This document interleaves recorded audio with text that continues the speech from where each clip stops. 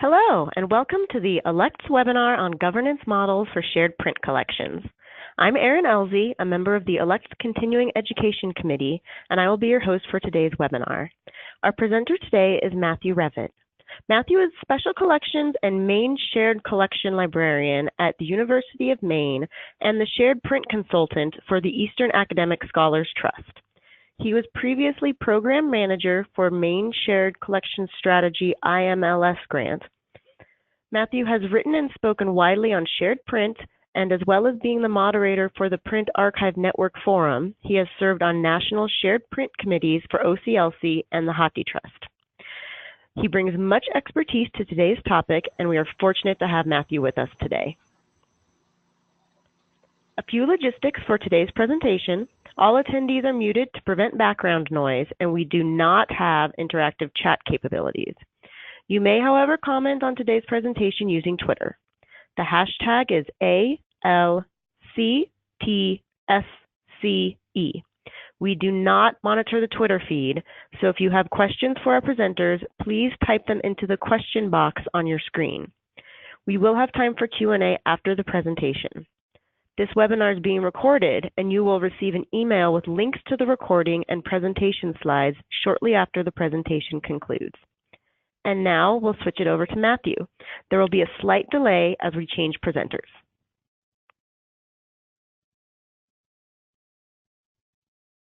Thank you. Can you see my screen okay? We can. Excellent, thank you.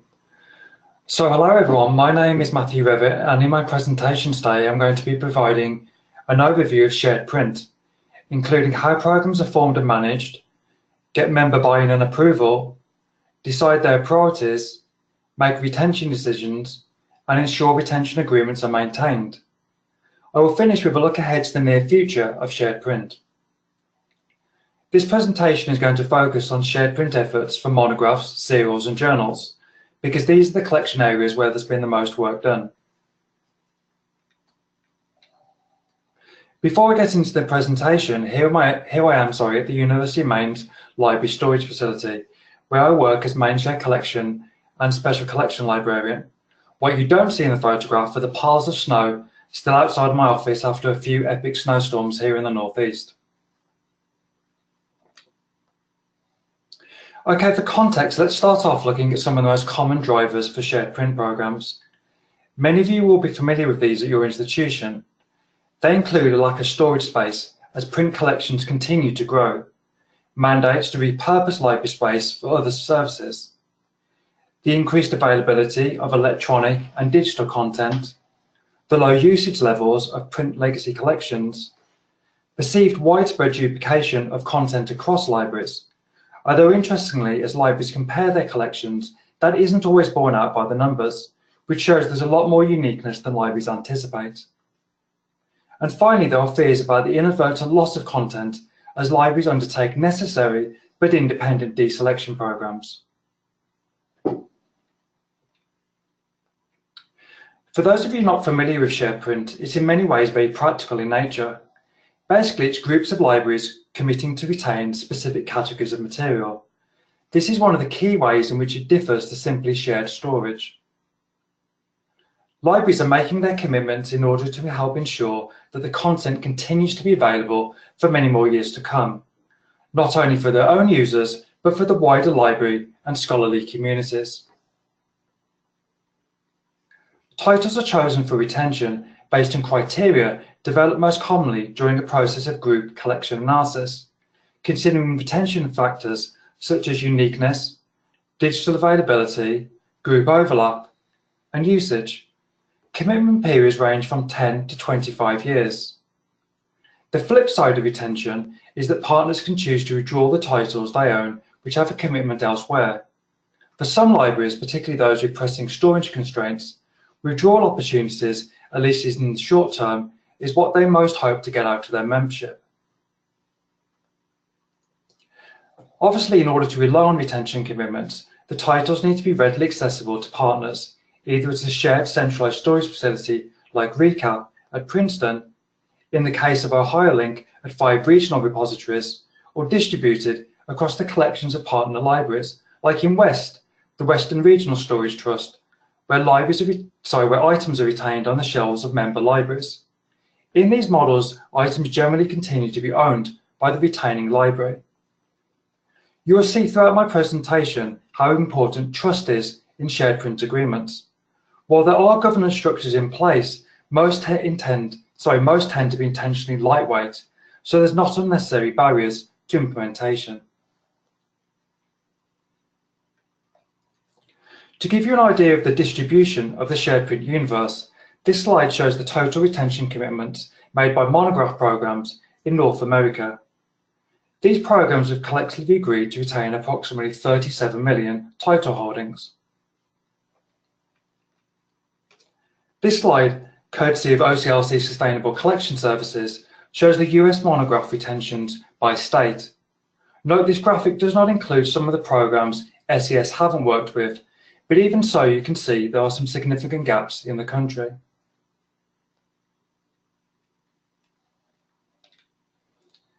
Accurate figures for commitments to serials and journals are not easy to come by, partly because not all programs disclose up-to-date commitment information. The Centre for Research Libraries, Print Archives and Preservation Registry is the most comprehensive registry of commitments. This graph, courtesy of CRL, shows that there are approximately 55,000 serial titles with retention commitments in their registry, with approximately 611,000 known titles not there. So less than 10% of all known serials are actually in CRL's registry, which shows again, as with monographs, there is a lot of work still to be done.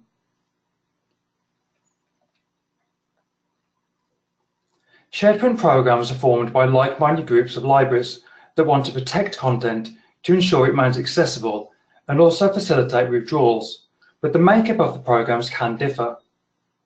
Some are established as part of an existing regional consortium's activities. For example, at the Big Ten Academic Alliance, their members agreed on a strategy to consolidate print storage and provide access to legacy print content. Programs that are part of an existing consortium benefit from having a shared history of collaboration and trust, and a pre-existing administrative and governance structure. In the case of the Big Ten, this facilitated the funding of their shared storage facility at Indiana University for print journal backfile volumes. Some programs build upon regional affiliations to create a new program specifically for shared print, often having a consortium act as the administrative host, but membership of that consortium is not a requirement to join the shared print program. Such programs essentially agree on a case for shared print, often championed by specific individuals and grant projects, establish the program with founding members, and then solicit interest from additional libraries in their region. West and East, as the name suggests, both started off in specific geographical regions, but have since expanded beyond their administrative host's membership base. West, which is hosted by the California Digital Library, extends to the Midwest, and East, which is managed as an independent project of the Boston Library Consortium, stretches from Maine to Florida and as far west as Tennessee. Both West and East are a tapestry of different consortial affiliations, which can make life interesting. Most of the programs only include academic institutions, a mixture of small private colleges and middle-sized universities. Halfway Trust is probably the most diverse in terms of sizes, from small colleges to large universities. Halfway Trust is also unique in that it has members in the US, Canada, and Australia. Maine Shared Collections is the only program that includes multi-type libraries, the state university system, private colleges, public libraries, and the state library.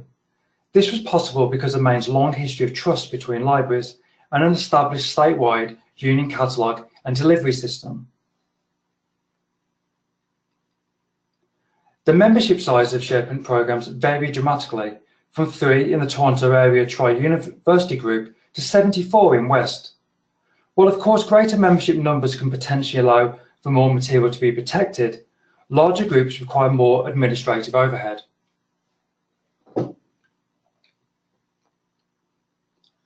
Moving on now to how shared print programs are managed. It's a combination of lots of detailed work by individuals and also a large-scale loose agreement between institutions. First, the detailed part. As previously mentioned, most programs have an administrative host that provides program management and member support, as well as often acting as the fiscal agent, including the procurement of and management of grant funding. Grant funding has been vital in getting shared print off the ground. West, East and main shared collections have all been supported by grant funds. West and East received funds from the Mellon Foundation, and East received additional funding from the Davis Foundation here in Maine, while main shared collections had a 3-year IMLS leadership grant. I know firsthand how the grant support East and Maine received was essential both in funding project staffing but also subsidising the cost of collection analysis. The grant funding programs have tended to be at the cutting edge of shared print and have acted as models for other programs to learn from. In fact, this is often the intention of the funding bodies. Most programs rely on member financial support. SCELC, the statewide California Electronic Library Consortium, is financed by a combination of central SCELC funds and an annual membership fee that is specific to the shared print agreement. Shared print members also absorb in-kind costs for disclosing retention commitments, storage and resource sharing. Note, members are generally not reimbursed for storing retained materials. In terms of staffing, often programs will contract with individuals who have experience of shared print to guide their work. East use grant funds to contract with a project manager, data librarian, and a shared print consultant. Also, a percentage of the executive director of the administrative host time is allocated to East. SCELC also hired a shared print consultant to work alongside their shared print operations group, which has a combined project management and collection analysis role. Another example of staffing is a dedicated program manager. I was hired by Main Shared Collections to fulfill such a role during our regional grant project. Having someone who has the time to put shared print front and centre was one of the keys to our success. Programs without grant support will often appoint a project coordinator from one of the member libraries who will combine their role on the project with their regular responsibilities. Working alongside the project staffing are specialist subgroups containing representatives from member libraries. Such support is vital not only for the expertise they bring, but also because they are on the ground at the libraries and can report back on any issues. I'm going to be highlighting examples of these groups throughout my presentation. Moving on to the understandings between these institutions. Most shared print programs have a memorandum of understanding that acts as a member agreement. For programs like the Harvey Trust, which are part of an existing consortium, the shared group print agreement is separate from their regular membership agreement. By their very nature as an MOU, they are not generally a legally binding contract. The MOUs tend to be potentially not legalistic and fairly top level, with the goal that the content will not need to be updated on a regular basis. More detailed information is included operational policies and procedures, which can be more easily updated. For most distributed programs, there's no formal enforcement of the terms of the MOU, as they are a cooperative, based on trust among its member libraries, rather than a more direct contract for services.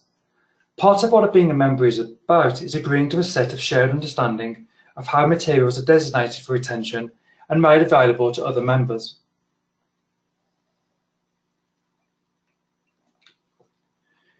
In order to create and maintain the trust, programs have created member representation and communication channels. Typically, there's an executive committee consisting of library directors from member institutions. For smaller programs, it's feasible that each member is represented, but mostly committees are limited to a manageable group, with members elected to represent a specific member type.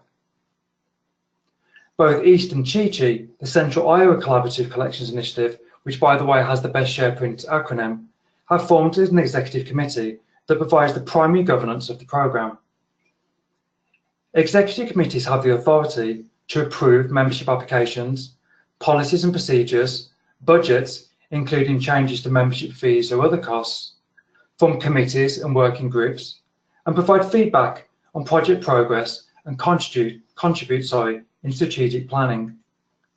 The East Executive Committee currently holds monthly meetings and as needed by telephone and online.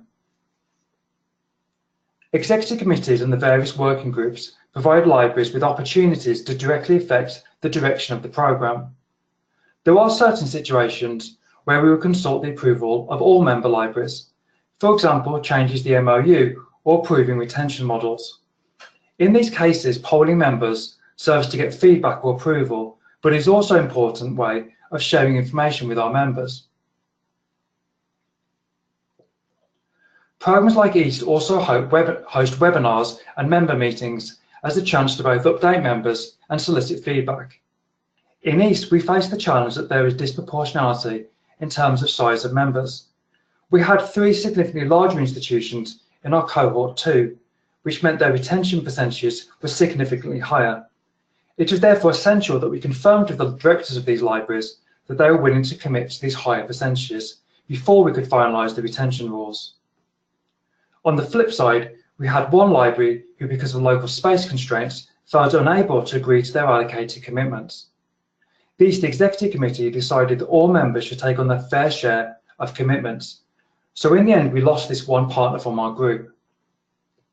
Personally, I think this was for the good of the programme, and it was correct to ensure that libraries take on their fair share, and letting this in particular library pass would have set an unhelpful precedent.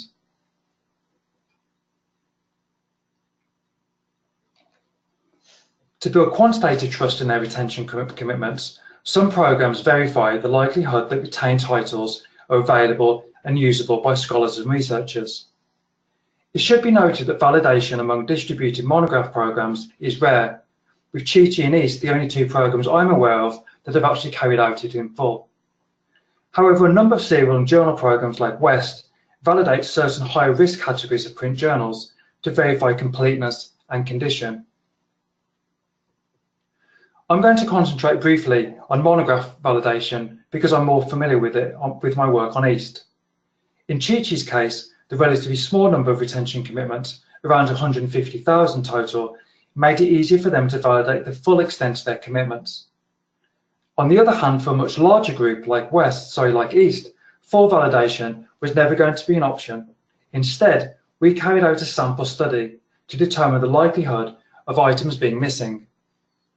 Those validating were also asked to conduct a cursory condition evaluation, and libraries were reimbursed by EAST for time spent on the study. In both Chi-Chi and EAST cases, there was impressively high levels of availability.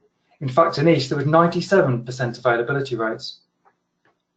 In EAST, we wanted to understand any factors that impacted one library having a higher missing rate than another, and determine any factors which were correlated with higher rates of poor condition material. We found that the only factor that correlated with missingness was the owning library itself, but because of the high availability rates, we felt we didn't need to change how retention commitments were allocated across the group. The story was not quite so simple when we ran analyses on the condition side. There was much more variability, with age being the factor which most highly correlated with an item being likely to be in poor condition. Based on analysis of this data, we asked our members to retain additional titles to top up our initial cohort 1 commitments. And for our cohort 2, we retained more copies of older titles.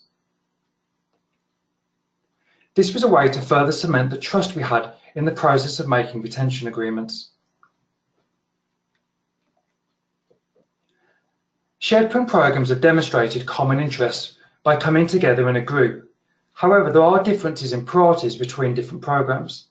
Some focus on maximising withdrawal and space-saving opportunities, some on protecting unique content, and others on specific subjects or material types. Funding levels and staffing support will also often dictate priorities.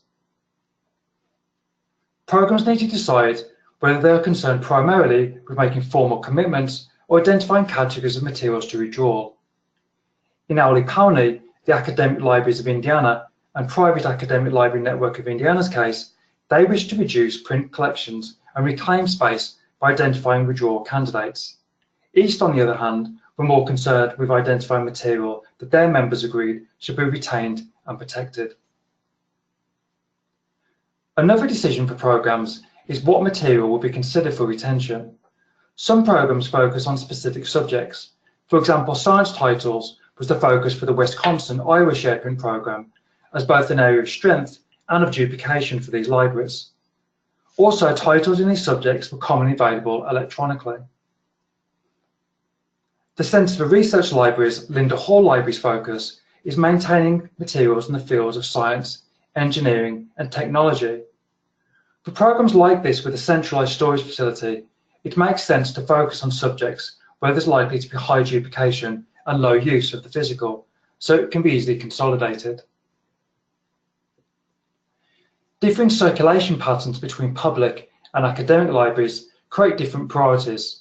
For example, in Maine, we needed to consider how usage of the different library types should be factored into our decision making. The level of funding available to a program will also affect priorities. For example, those who can't afford to contract with a collection analysis vendor will need to be realistic about the extent of the collective collection they can analyse and the complexity of retention and allocation rules. Finally, the priorities of funding bodies can also influence the scope of a project. For example, one of the reasons why East focused initially on print monographs is because Mellon, one of our funders, were willing to fund work in this area, having already agreed to fund West Journal work. Going into detail now on one of the ways the programs differ, I'm just briefly going to discuss material types. Programs' priorities are often exposed by the types of materials they've chosen to focus on. Other times it's a case of expediency or funding requirements. Print is the primary focus of shared print efforts this far, but programs like SCELC do plan to build upon their work with print to investigate cooperative agreements for electronic content. In the early days of shared print, journals and serials were the predominant focus, often because they offer greater bang for your buck when it comes to space savings, and so much of the content is available electronically. West is probably the best known of these programs. Increasingly, programs began focusing on legacy print monographs, with MySpy, the Michigan Shared Print Initiative, NMSCC, the Maine Shared Collections Cooperative, two of the pioneer groups. Viva, the Virtual Library of Virginia, are developing a last copy retention plan for unique and high-risk titles in video format. A number of programs are also looking at management government documents, including PALM, Preserving America's Legal Materials in Print, FLAIR, the Florida Academic Repository, and the LLMC, the Law Library Microfilm Consortium. The ALA Map and Geospatial Information Roundtable is developing plans to create a preservation network of institutions with print collections of cartographic government documents. MySpy have also held discussions with libraries in the Midwest regarding a shared print program for microformats. Finally, while some programs start off with a focus on a particular material type, they expand or take a phased approach.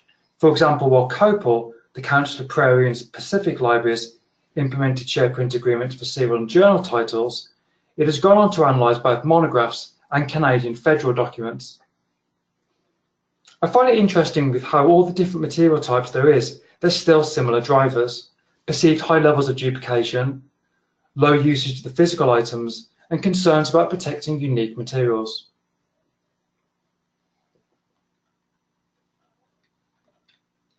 The foundation of the shared print program is the retention agreement and how material is selected for retention.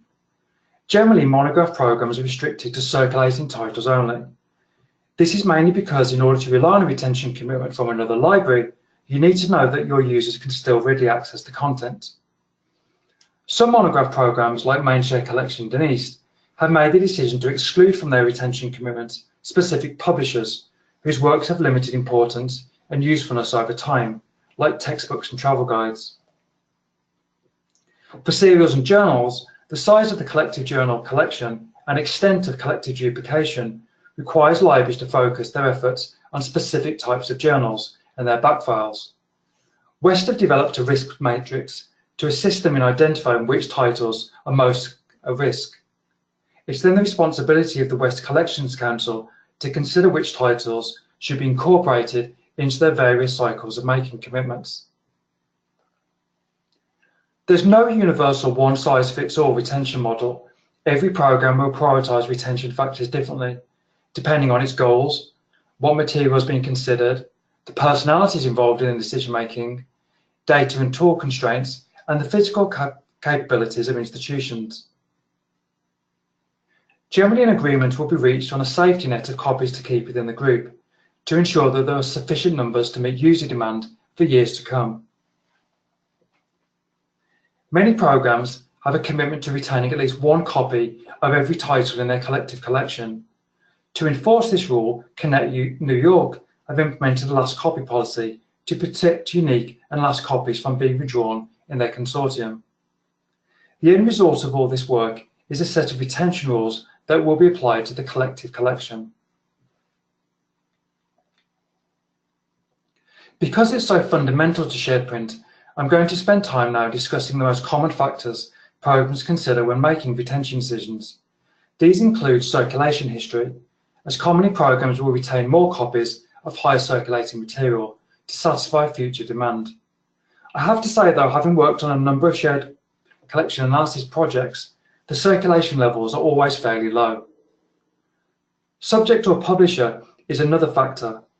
PALCI, the Pennsylvania Academic Library Consortium, focused its efforts on scientific society publishers whose works are likely to be both widely duplicated and widely digitized. Holdings levels, both at the group level, regionally, and across OCLC, are also considered. As with circulation, programs tend to retain more copies of rare titles, in whatever way rare is defined by the group. Digital availability in packages that participants subscribe to is another factor, as is preservation by trusted repositories like JSTOR and CLOCKSS and the Harvey Trust. Each have made the decision to not retain JSTOR titles in their journals projects because of their availability elsewhere. On the other hand, the Orbis Cascade Alliance has made a commitment to retain backfiles of JSTOR titles to ensure access in their group. Retention commitments from other programs and regional repositories will also increasingly become a factor. Finally, holdings completeness is important when allocating retention responsibility for serials and journal titles. In East, we allocated responsibility to the libraries with the most complete run of the titles that met our criteria. In order to analyse these retention factors, programs need to work with technical services and system staff to evaluate what data is available and how reliable it is for analysis. I will say that from experience, that for serials and journals, reliable and consistent holdings information can be difficult to get. As a group, libraries will need to agree which fields to extract for the analysis, and programs featuring multiple ILSs have to ensure that they're going to be comparing apples with apples. Any program that intends to carry out a group collection analysis at scale will need a tool to support their work. Factors to consider when deciding which tool to use include material type, as current tools are generally limited to analysing either monographs or serials and journals, not both.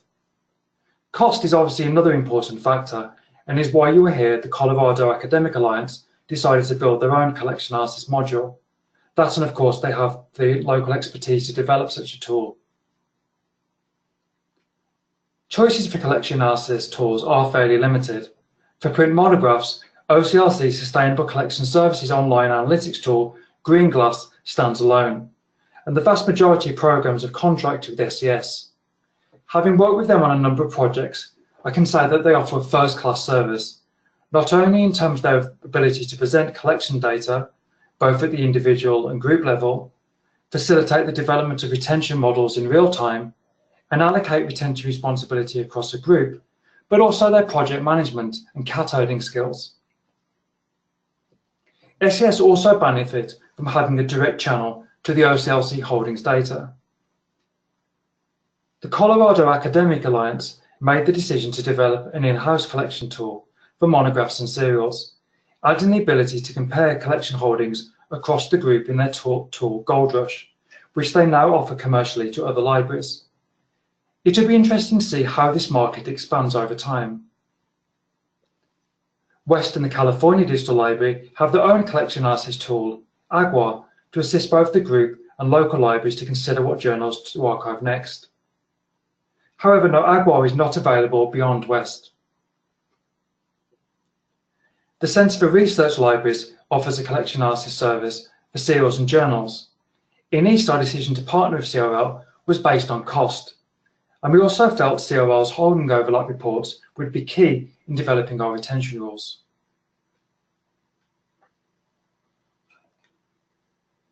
Having agreed a retention criteria, the commitments then need to be allocated across the group, which is where the magic happens. It's also where the rubber hits the road, as libraries have to step up and make what can be substantial retention commitments.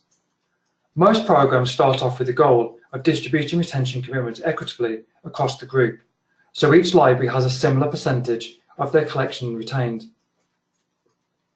However, in reality, that's not always going to be possible because of libraries' different sizes and collections. Allocating retention responsibility at scale is the most difficult part of the collection analysis process. One complaint we do hear in East from members is that allocation can feel fairly arbitrary, as it doesn't take into account local collection subject strengths. Factoring this in the future would be ideal, but on the scale we're talking about with millions of titles and competing rules, it might not just be feasible. An alternative to collection analysis is having libraries self-nominate which titles they will retain. For this approach to work, there does need to be some limiting factors or central guidance, because while it can better factor in local collection strengths, it doesn't have at-scale coordination. One example of where it did work is in the first phase of the half-day trust program, where libraries are asked to propose titles for which there are digital equivalents of in the half-day trust they're willing to retain. This had the advantage of making a statement with a large number of upfront commitments, 16 million print monographs, and also only required lightweight analysis. Libraries were able to select which titles they were willing to retain based on local factors. It did lead to some redundancy in commitments, but actually not as much as one might expect.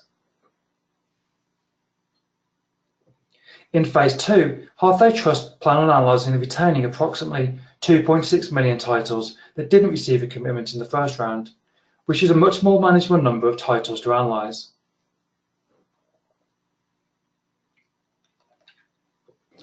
Getting retention and allocation rules approved by members is a specific example of the buy-in that I talked about earlier. I'm going to talk more specifically now about agreeing allocation, as it's so central and everyone has to do it. It's important that member libraries have a say regarding at least the categories of titles they will be asked to retain.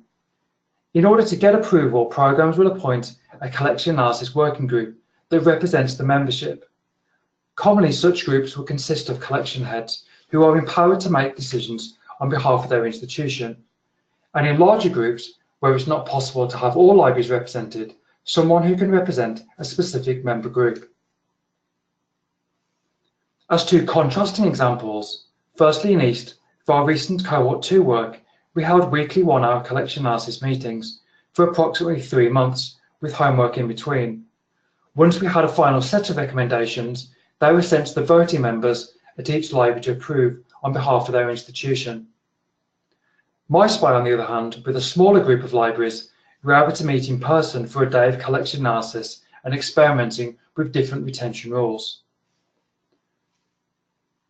Final approval of the retention model is generally a responsibility of the programme's executive committee. Once the retention allocation rules have been applied, libraries will then get a chance to review their commitments to identify materials that were mistakenly included before final sign-off. Both East and Skelt built this review period into their project timeline. These are top-level reviews, as it's not feasible to consider every title.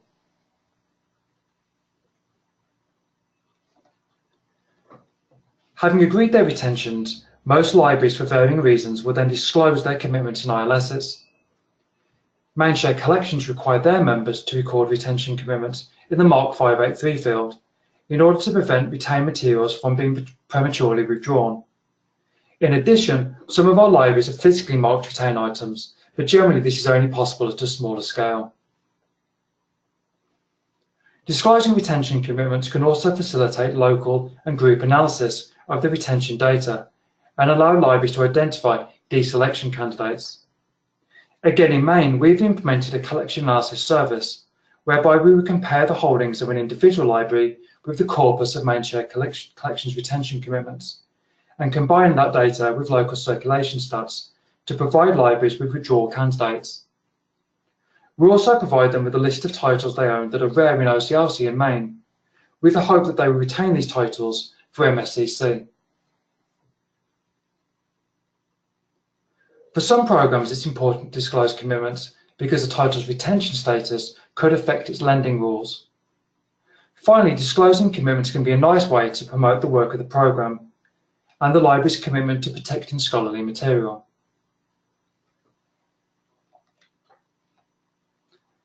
Programs vary in their requirements for where libraries are expected to disclose those commitments, from local catalogues only to worldwide in OCLC.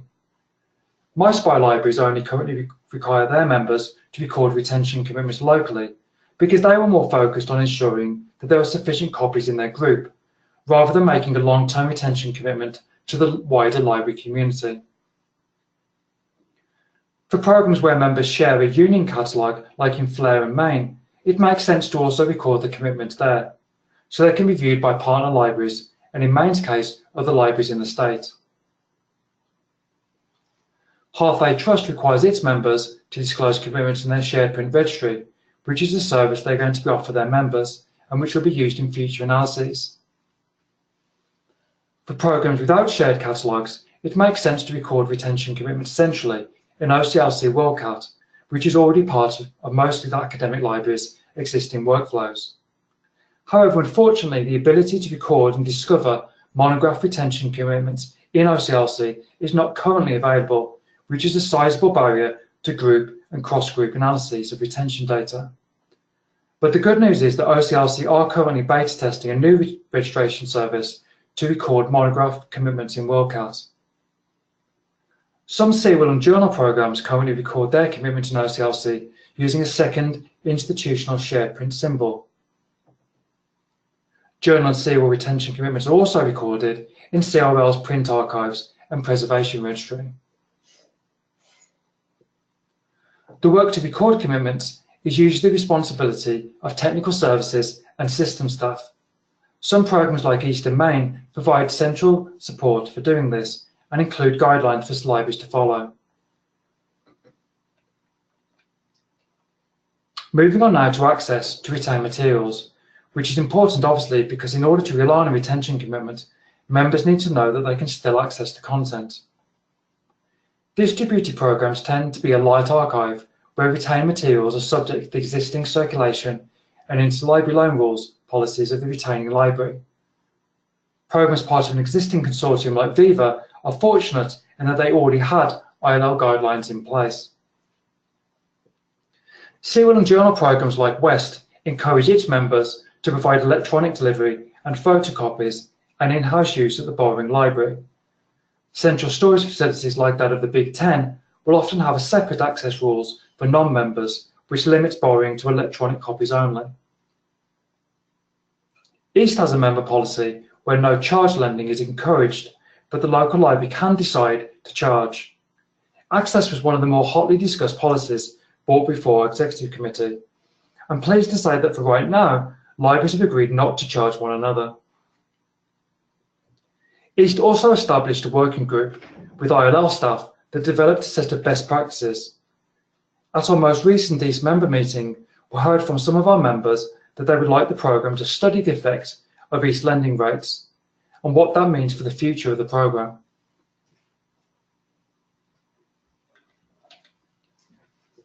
Shared print agreements are maintained generally due to the trust in the programme and also operational policies and procedures at the library level. There needs to be continued trust in partners for the agreements to be maintained. Trust that the partners will continue to retain the titles they've committed to retain on behalf of the programme. One of the ways shared print agreements will continue to work is by ensuring the voice of its members are heard. Half-Aid Trust have also implemented a formal process for members to request changes to operating policies. Also built into most shared print MOUs are periodic reviews of the agreement itself and the retention period to determine if circumstances warrant any changes, with 5 years being a common review period. Both West and East have documented their decision-making processes in governance policies that provide an overview of their programme structures and the role each of the different units play in overall governance. A challenge for maintaining programs is losing program leaders over time, not only for the loss of institutional knowledge, but also important champions of the efforts. Ongoing communications through email updates, member meetings and webinars are useful in ensuring members are kept aware of current projects and the possible effects on their institutions. Such communication channels can also assist with onboarding new employees, including making them aware of their shared print responsibilities. One way West have attempted to strategize ways to ensure services and strategies meet member needs is by going through member assessments to hear directly what their members' needs are and align their services accordingly.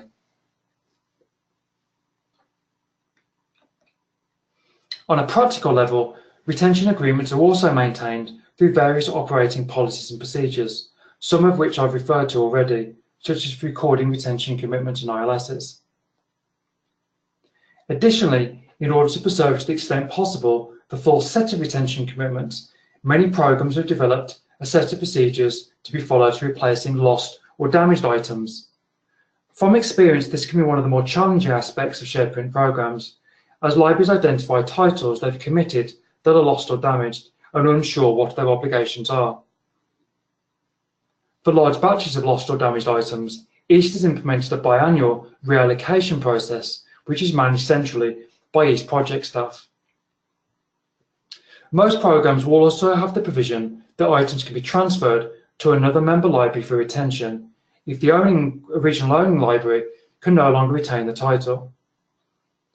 There are also provisions for if a library leaves the program, which includes the transfer of retention commitments. But in reality, there would be a large number of obstacles to transferring large numbers of titles from one member to another, including state property laws.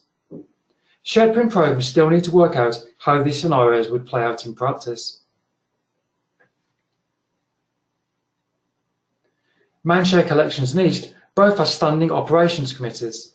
One of the committee's tasks is to use real-life examples to agree on categories of retained titles that really should not have been included in the first place. Like the issue of lost or damaged items, a common frustration of libraries is later identifying titles with commitments which, per local practices, they would withdraw. It's a balancing act of ensuring that trust is not eroded in the commitments, but still allowing some local autonomy and understanding that, particularly at the scale of monograph commitments, some titles will have slipped through the nets and have been committed in error. East has created a retention FAQ to assist members better understand their responsibilities. I'm a firm believer that while guidance is needed, part of the trust inherent in shared print is in the professional expertise of colleagues, and that there doesn't have to be a policy for everything. Also, sometimes a little bit of common sense is required. Finally, let's look ahead now to the near future of shared print. As programs plan for sustainability, how do programs show continued value for their members more than just a one-time set of analysis for a subset of their collection? Also, programs need to consider whether there are benefits and efficiencies to be had with working more widely with other programs. As programs like West grant funding comes to an end, they become reliant on member financial support, and as such have needed to plan for how they can show continued usefulness. To survive, programs will need to be more than a one-and-done collection analysis exercise, that existing commitments need to be managed over time, and there are future opportunities for agreeing commitments. Both MySpy and Ali Pawnee have already carried out fresh data extracts. In MySpy's case, it was to reallocate retention commitments following changes to their membership.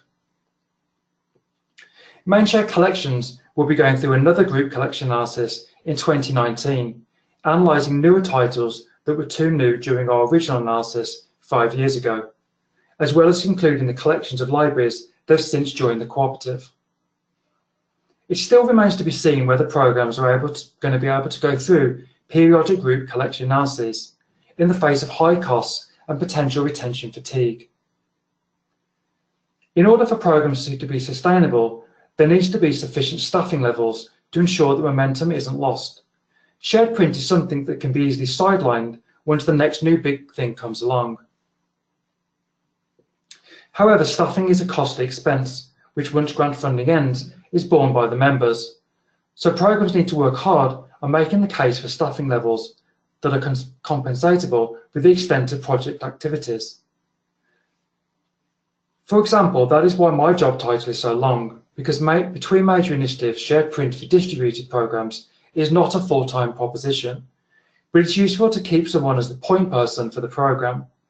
The reliance on administrative hosts for gratis program staffing may also not be sustainable, as over time there will be competing demands. Many programs plan to build upon shared print work to undertake other collaborative work. For example, Ali Powney have looked at perspective collection development to proactively reduce duplication across their libraries.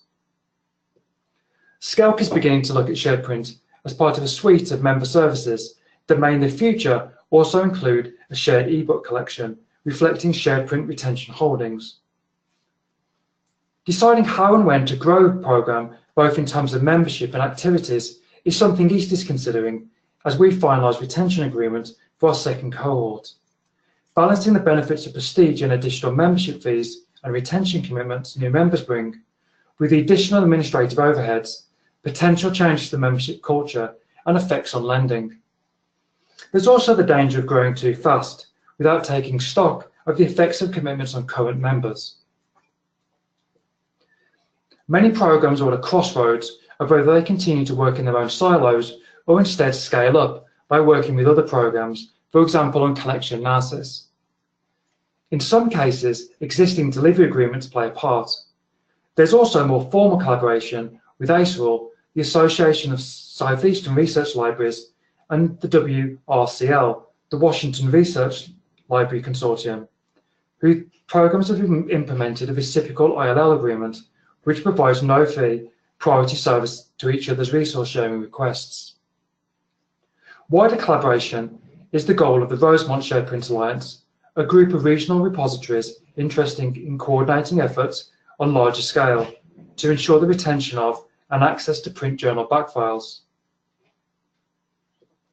COL, who've been a long supporter of collaboration through their print archive network known as the PAN Forum, have also been working on bringing programs together to discuss formal collaboration.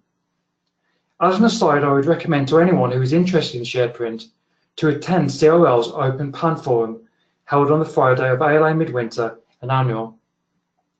East is also taking the lead on efforts to better coordinate the work of monograph shared print programs, and we're going to be hosting a summit of such programs in April in Boston. For those of you who want to find out more information about the programs I've featured, you can find them online, and I believe the slides are going to be made available so you can look these up. That wraps up my presentation, and now's the time for any questions that you might have. All right, thank you, Matthew. That's been a really interesting session. As you said, we do now have time for questions. So if you haven't done so, please type your question into the question box on your GoToWebinar panel. So we'll start with one. Matthew, you did talk about, there's obviously all the ways that this affects collection development departments and the ways that it can affect access and ILL departments. Do you ever see that it has some effect on tech services departments, such as cataloging staff or systems? Yeah, one of the most common effects, obviously, they're the ones who are working on the data extracts for the collection analysis. So there's a lot of upfront work there. Also, when comes time to actually make the retention commitments, they're loading the 583 retention statements in the local catalogue. And for journals, often that's more manual work required. Often for monographs, you can just load those and do a global update. Another way it affects technical services and system staff is just maintaining any changes to retention commitments. So making staff aware of how they might remove a retention commitment on an ongoing basis. And when they're running reports as well, it's important to make sure, for example, if they're doing reading reports for staff, that they exclude anything with a retention commitment in it as well. So those are some of the key areas where they're involved. Great, thank you. Our next question is, would you just please repeat the upcoming CRL presentation information? Sure. So The COL has a shared print network called PAN, and anyone's welcome to attend those meetings. They're on the ALA calendar, so you can look them up on the program schedule, and they're on the Friday before ALA annual and midwinter, so you can look them up either on the ALA schedule or go to CRL. Maybe we can put a link to it in the slide we send out, so I can put that link in there for folks. Okay, that would be great. Thank you. In the beginning of the presentation, you had shown the map that showed the different state consortiums that had worked with OCLC. Yes. Can you touch on how a state consortium would go into working with OCLC if they're not shown on your map? They would need to contact Sustainable Collection Services, who are the collection analysis vendor that I mentioned most programs who have looked at monographs work with. And these numbers that I'm showing are all numbers of retention commitments that have been made by programs that have worked with OCLC's vendor, SCS, Sustainable Collection Services. So you do need to contract with them to do that analysis. Okay.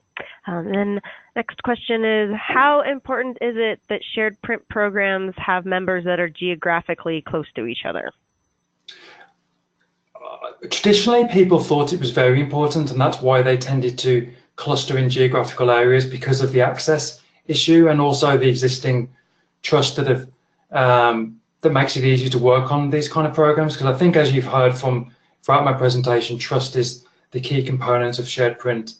But I think East and other programs like it have shown that actually, with the fairly robust lending periods and delivery times, it's actually possible to work with libraries even outside your close proximity. So East, like I mentioned, now extends from Maine all the way down to Florida. It does remain to be seen when we start looking at more long-term the effects on lending in the group, whether we need to look at keeping more copies geographically dispersed. But at the moment, actually, that's been less of an issue for libraries than I actually thought it would be. Mm-hmm. All right. And you had mentioned when talking about the collection analysis considerations that having the individual institutions kind of self-select what they retain is usually not the most recommended method to do that. Have you ever seen a program successfully move from one to the other? So let's say at this point they're having the institution self-select, but then they move into a more consortial selection program. Yeah, the Halfway Trust will be doing that. It hasn't currently, but it did do the self-nomination as from the outset to make that big splash with the retention commitments. They really didn't want to have a lot of barriers in the way of making commitments, so libraries were able to self-nominate. But for the next phase of their project, they are going to be doing the collection analysis to drill in, looking at some more of those traditional retention factors that I spoke about in my presentation. So that will be interesting to see how they progress from that first phase to the next. Okay, great. Thank you. And that looks like that was our last question. So thank you, everybody, for being with us today. You should soon receive a short online evaluation form. If you could please take a few minutes to respond to the questions. Your comments are very valuable and do help the ALCTS Continuing Education Committee plan future events. The email will also receive links to today's slides and recording, and you now have the opportunity to receive a certificate of attendance. That information will also be in the email. And thank you again to our presenter, Matthew Revitt. The presentation was fantastic. Thank you also to members of the Continuing Education Committee, Wanda Jazzieri, Joseph Olivares, and Lisa Lorenzo, and to Jazz Lee Coley from the ALCTS office. The support they provide make it possible for us to present these webinars. ALCTS has other continuing education events coming up. Our next webinar will be on January 31st with a session on assuring materials can be used by your community. Please see the ALCTS website to register or find more information on our other webinars. And ALCTS also offers web courses, which are 4 to 6 weeks long, as well as 2-day email discussions.